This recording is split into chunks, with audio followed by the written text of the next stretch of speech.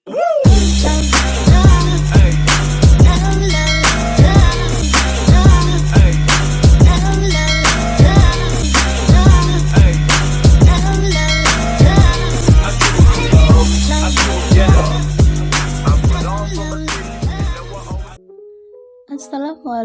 warahmatullahi wabarakatuh. Kembali lagi bersama kami kelompok direksi yang akan menjelaskan tentang pajak PPh pasal 4 ayat 2. Sebelum kami menjelaskan, terlebih dahulu kami akan memperkenalkan diri.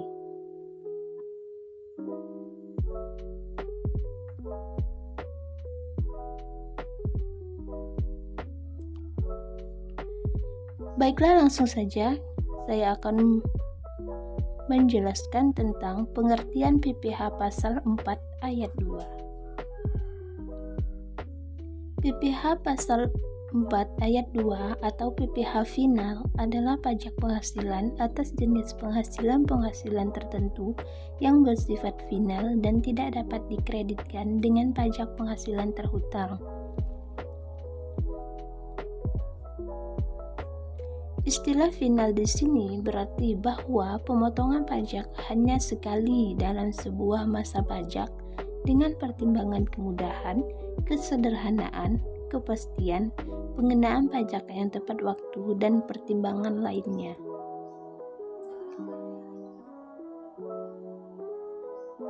Yang kedua, ketentuannya. Ketentuan PPh pasal 4 ayat 2. Berdasarkan ketentuan PPh pasal 4 ayat 2, pemerintah mengeluarkan peraturan pemerintah untuk mengenakan PPh final atas penghasilan tertentu dengan pertimbangan kesederhanaan, kemudahan, serta pengawasan. Pengenaan PPh final sebagai berasal dari ketentuan pasal 4 ayat 2 ini memajakan atas jenis penghasilan tertentu diatur dalam pasal 4 ayat 2 Undang-Undang PPh. PPh terhutang dihitung dengan menerapkan tarif tertentu atau tarif tunggal terhadap penghasilan bruto dan bersifat final. Yang ketiga, dasar hukum. Ketentuan PPh pasal 4 ayat 2 yang pertama, Undang-Undang Nomor 7 Tahun 1983 sebagaimana terakhir telah diubah dengan Undang-Undang Nomor 36 Tahun 2008 tentang perubahan keempat atas Undang-Undang Nomor 7 tentang pajak penghasilan.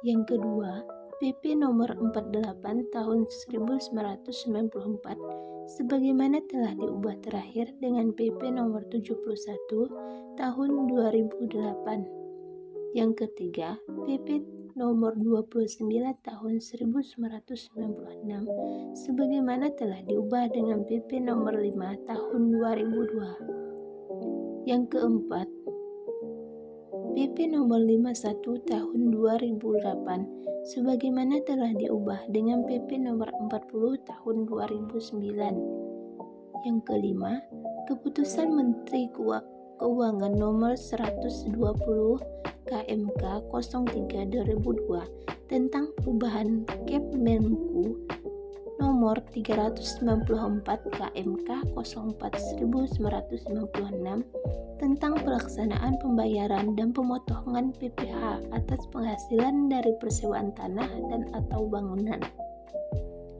Yang keenam, Peraturan Menteri Keuangan Nomor 153 PMK 03/2009 tentang perubahan atas Peraturan Menteri Keuangan Nomor 187 PMK 03/2008 tentang tata cara pemotongan, penyetoran, pelaporan. Yang ketujuh, penata usahaan pajak penghasilan atas penghasilan dari usaha jasa konstruksi. Yang kedelapan, Peraturan Menteri Keuangan Nomor 291 PMK 03/2016 tentang tata cara penyetoran, pelaporan, dan pengecualian pengenaan pajak penghasilan atas penghasilan dari pengalihan hak atas tanah dan atau bangunan, dan perjanjian pengikatan jual beli atas tanah dan bangunan beserta perubahannya. Yang ke-9, Peraturan Menteri Keuangan Nomor 231 PMK 03 2019 tentang tata cara pendaftaran dan penghapusan nomor pokok wajib pajak, pengukuhan dan pencabutan pengukuhan pengusaha kena pajak, serta pemotongan dan atau pemungutan, penyetoran, pelaporan pajak bagi instansi pemerintah. Untuk materi selanjutnya yang akan saya jelaskan yaitu tentang objek pajak. Objek PPh pasal 4 ayat 2 atau pajak penghasilan pasal 4 ayat 2 yaitu sewa tanah atau bangunan yang berupa tanah, rumah susun, apartemen, kondominium, gedung perkantoran, pertokoan, gedung pertemuan termasuk bagiannya, rumah kantor, toko, rumah toko, gudang, dan bangunan industri. Penghasilan dari pengalihan hak atas tanah dan bangunan yang meliputi penjualan, tukar-menukar, perjanjian pemindahan hak, pelepasan hak, penyerahan hak, lelang, hibah, waris, atau cara lain yang disepakati. Berdasarkan perjanjian pengikatan jual beli atas tanah atau bangunan beserta perubahannya, penghasilan dari pelaksanaan konstruksi atau kontraktor, penghasilan dari perencanaan atau pengawasan konstruksi atau konsultan. Selanjutnya, mekanisme pembayaran. Mekanisme pembayaran PPh pasal 24 dibagi menjadi dua. Yang pertama, mekanisme pemotongan. Untuk mekanisme pemotongan di sini maksudnya adalah penyewaan harus memotong pajak penghasilan sebesar 10% dari uang sewa yang dibayarkan. Kemudian mekanisme pembayaran sendiri. Mekanisme pembayaran sendiri adalah mekanisme di mana pajak final sebesar 10% dari uang sewa dibayarkan sendiri oleh pemilik tanah atau bangunan. Kemudian tarif. Di sini ada tarif umum. Yang pertama, sewa tanah atau bangunan, yaitu 10% dikali jumlah bruto atau nilai persewaan. Kemudian penghasilan tanah atau bangunan 2,5% dikali jumlah bruto atau nilai pengalihan. Untuk 0% atas pengadaan tanah bagi pembangunan untuk kepentingan umum. Kemudian untuk kontraktor pelaksana dibagi menjadi 3 tarif. Tarif pertama yaitu 2% dikali nilai kontrak yang tidak termasuk PPN. Rekanan memiliki kualifikasi usaha kecil 3% dikali nilai kontrak yang tidak termasuk PPN. Rekanan memiliki kualifikasi. Untuk 4% dikali nilai kontrak yang tidak termasuk PPN. Rekanan tidak memiliki kualifikasi usaha. Untuk kontraktor perencana atau pengawas dibagi menjadi 2 tarif, yaitu 4% dan 6%. Untuk tarif UMKM, tarif pajak untuk UMKM, wira swasta, dan bisnis online ini menurut Peraturan Pemerintah Republik Indonesia Nomor 46 Tahun 2013 adalah 1% yang dipotong dari total omset penjualan atau peredaran bruto per bulan.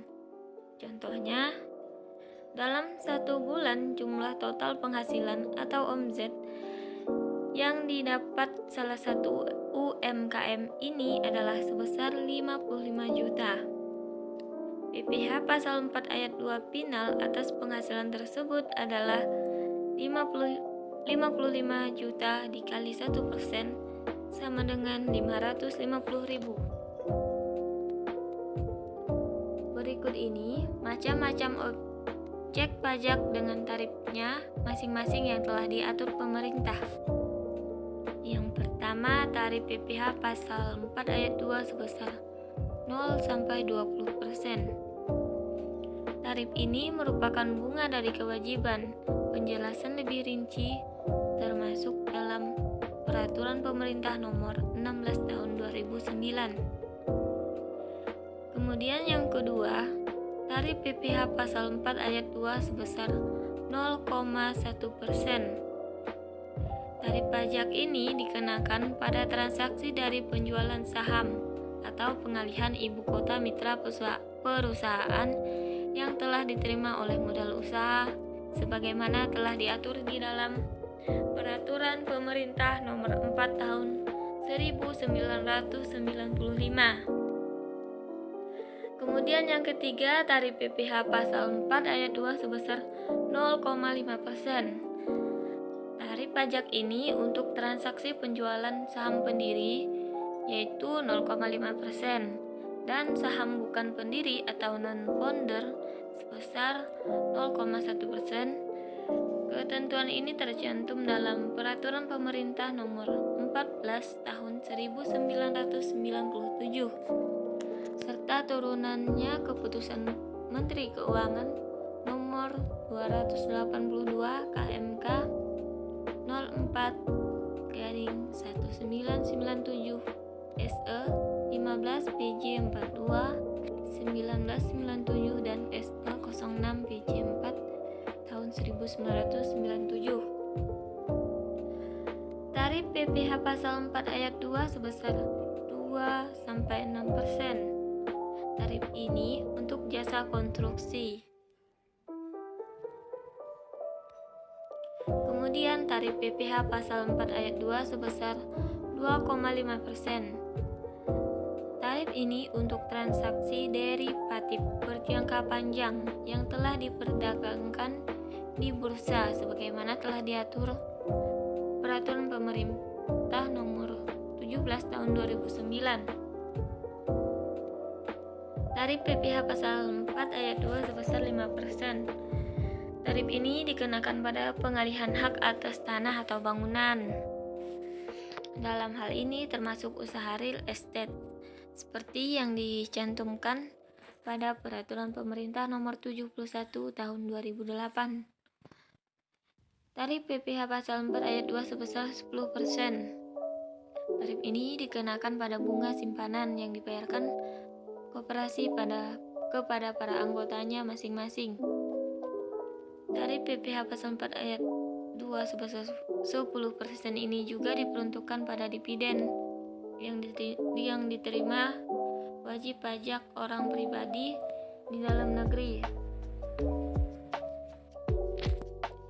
Kemudian tarif PPh pasal 4 ayat 2 sebesar 20%.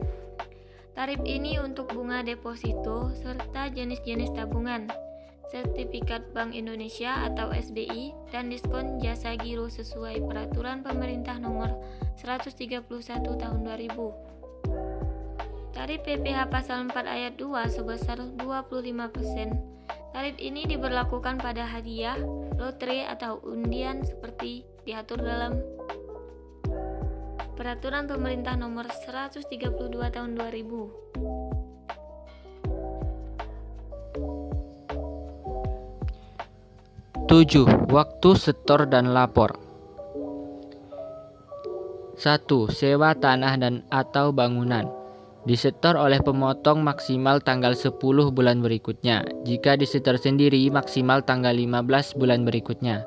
Pelaporan SPT masa maksimal tanggal 20 bulan berikutnya. 2. Pengalihan hak atas tanah dan atau bangunan. Disetor sendiri oleh penerima penghasilan sebelum akta ditandatangani oleh pejabat yang berwenang. Untuk lelang, disetor oleh pejabat lelang atas nama pemilik harta. 3. Jasa konstruksi. Disetor oleh pemotong paling lambat disetor tanggal 10 bulan berikutnya. Disetor sendiri atau tidak dipotong disetor paling lambat tanggal 15 bulan berikutnya. 4. Penjualan saham di bursa efek. Pemotong pajak setor paling lambat tanggal 20 bulan berikutnya. Pemotong pajak adalah 1. Selain IPO perantara pedagang efek. 2. IPO emiten. Pelaporan untuk 1. Selain IPO maksimal tanggal 25 bulan berikutnya setelah saham diperdagangkan. 2. IPO maksimal tanggal 20 setelah bulan penyetoran. 5. Penghasilan bunga atau diskonto obligasi. Yang dimaksud dengan obligasi di sini adalah surat utang dan surat utang negara atau SUN yang berjangka waktu lebih dari 12 bulan. Untuk SBSN dengan jangka waktu lebih dari 12 bulan juga mengikuti ketentuan seperti obligasi negara. Dikecualikan dari pemotongan PPh pasal 4 ayat 2 jika 1. Penerima adalah WP dana pensiun yang telah disahkan oleh Menteri Keuangan. 2. WP bank yang didirikan di Indonesia atau cabang bank luar negeri di Indonesia. Waktu pemotong pajak paling lambat tanggal 10 bulan berikutnya dan pelaporan paling lambat tanggal 20 bulan berikutnya. 6. Surat Perbendaharaan Negara atau SPN SUN berjangka waktu paling lama 12 bulan. Pemotongan pajak setor paling lambat tanggal 10 bulan berikutnya. Pelaporan paling lambat tanggal 20 bulan berikutnya. 7. Dividen yang dibagikan kepada orang pribadi. Pemotong pajak setor paling lambat tanggal 10 bulan berikutnya. Pelaporan paling lambat tanggal 20 bulan berikutnya. 8. Bunga simpanan koperasi yang dibayarkan kepada anggota koperasi orang pribadi. Pemotong pajak setor paling lambat tanggal 10 bulan berikutnya. Pelaporan paling lambat tanggal 20 bulan berikutnya. 9. Pendapatan bunga deposito dan tabungan serta sertifikat Bank Indonesia atau SBI. Pemotong pajak setor paling lambat tanggal 10 bulan berikutnya. Pelaporan paling lambat tanggal 20 bulan berikutnya. 10. Hadiah undian. Pemotong pajak setor paling lambat tanggal 10 bulan berikutnya. 8. Pengecualian. Sesuai dengan Peraturan Menteri Keuangan Nomor 231 PMK 03 Tahun 2019, instansi pemerintah tidak melakukan pemotongan PPh pasal 4 ayat 2 atas transaksi pembayaran atau pengakuan utang persewaan tanah dan atau bangunan kepada penyedia jasa pelayanan penginapan beserta akomodasinya. Sebagian atau seluruh pembayaran penghasilan hak atas tanah dan atau bangunan antara lain kepada orang pribadi yang mempunyai penghasilan di bawah penghasilan tidak kena pajak yang melakukan pengalihan hak atas tanah dan atau bangunan dengan jumlah bruto pengalihan kurang dari 60 juta rupiah dan bukan merupakan jumlah yang dipecah-pecah. Orang pribadi atau badan yang melakukan pengalihan harta berupa bangunan dalam rangka melaksanakan perjanjian bangun serah guna atau pemanfaatan barang milik negara berupa tanah dan atau bangunan, atau orang pribadi atau badan yang tidak termasuk subjek pajak yang melakukan pengalihan harta berupa tanah dan atau bangunan. Dikecualikan dari kewajiban pembayaran atau pemungutan PPh dalam pasal 4 ayat 2 adalah orang pribadi yang mempunyai penghasilan di bawah penghasilan tidak kena pajak atau PTKP yang melakukan pengalihan hak atas tanah atau bangunan dengan jumlah bruto pengalihan kurang dari 60 juta dan bukan merupakan jumlah yang dipecah-pecah. Orang pribadi atau badan yang menerima atau memperoleh penghasilan dari pengalihan hak atas tanah dan atau bangunan kepada pemerintah guna pelaksanaan pembangunan untuk kepentingan umum yang memerlukan persyaratan khusus. Orang pribadi yang melakukan pengalihan dan atau bangunan dengan cara hibah kepada keluarga, sedarah dalam garis keturunan lurus 1 derajat, lalu badan keagamaan, badan pendidikan, badan sosial termasuk yayasan, koperasi dan atau orang pribadi yang menjalankan usaha mikro dan kecil, yang mana ketentuannya diatur lebih lanjut dengan PMK sepanjang hibah tersebut tiada hubungan dengan usaha, pekerjaan, kepemilikan, atau penguasaan antara pihak-pihak yang bersangkutan. Badan yang melakukan pengalihan hak dan atau bangunan dengan cara hibah kepada badan keagamaan, lalu badan pendidikan, badan sosial termasuk yayasan koperasi atau orang pribadi yang menjalankan usaha mikro dan kecil, di mana ketentuannya diatur lebih lanjut dengan PMK sepanjang hibah tersebut tidak ada hubungan dengan usaha, pekerjaan, kepemilikan, atau penguasaan antar pihak-pihak yang bersangkutan. Pengalihan hak atas tanah dan atau bangunan karena warisan, termasuk yang tidak dikecualikan dari kewajiban pembayaran atau pemungutan PPh pasal 4 ayat 2 ini adalah pengalihan hak atas tanah dan atau bangunan yang dilakukan oleh orang pribadi atau badan yang tidak termasuk subjek pajak. 9. Studi kasus. PT Isabella merupakan perusahaan yang mempunyai sertifikat Badan Usaha Jasa Pelaksanaan Konstruksi yang diterbitkan oleh Lembaga Pengembangan Jasa Konstruksi atau LPJK sebagai Badan Usaha Jasa Pelaksanaan Konstruksi bidang sipil, sub bidang bangunan non perumahan lainnya dengan kualifikasi besar grade 6. PT Isabella pada tahun 2013 ditunjuk oleh CV Lukito selaku pemilik Rumah Sakit Sentosa untuk membangun gedung baru yang akan digunakan sebagai unit kesehatan ibu dan anak dengan nilai kontrak sebesar 25 miliar tidak termasuk PPN. PT Isabella menerima uang muka kontrak pada saat dimulai pembangunan yaitu pada tanggal 15 Juli 2013 sebesar 5 miliar. Termin pembayaran akan dilakukan sesuai dengan tingkat penyelesaian yaitu termin pertama sebesar 5 miliar setelah pekerjaan selesai 25%, termin kedua sebesar 5 miliar setelah pekerjaan selesai 50%, termin ketiga sebesar 5 miliar setelah pekerjaan selesai 75%. Sisa 5 miliar akan dibayarkan setelah pekerjaan dan masa pemeliharaan selesai. Pembangunan Rumah Sakit Sentosa harus diselesaikan oleh PT Isabella paling lambat tanggal 31 Desember 2015 dengan masa pemeliharaan selama 6 bulan. Bagaimana kewajiban pemotongan pajak atau pemungutan PPh yang dilakukan oleh CV Lukito terkait pembayaran uang muka kontrak dan termin pertama? Apabila dilakukan pada tanggal 31 Desember 2013,